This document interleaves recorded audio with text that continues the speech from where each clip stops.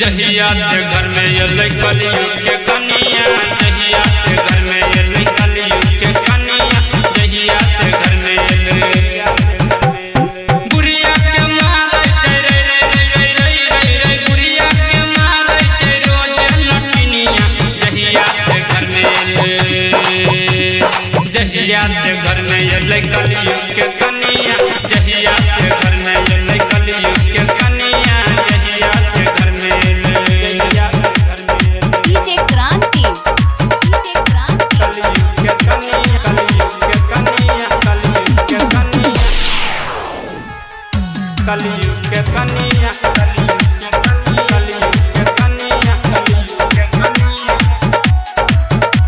कलियुग के कनिया, जहिया से घर में नहीं एको टका करे छै, गोतनी दियादनी से लड़त रहे छै, घर में नहीं एको टका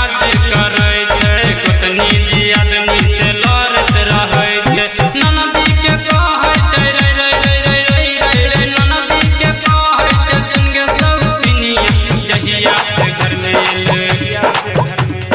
जहिया से घर में ये कलियुग के कनिया, जहिया से घर में ये कलियुग के कनिया, जहिया से घर में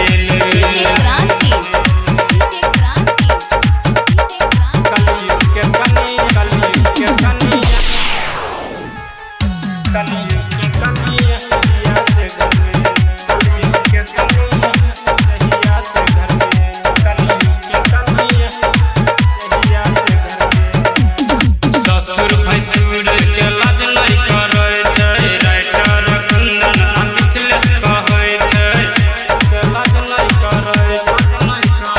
ससुर भैंसुर के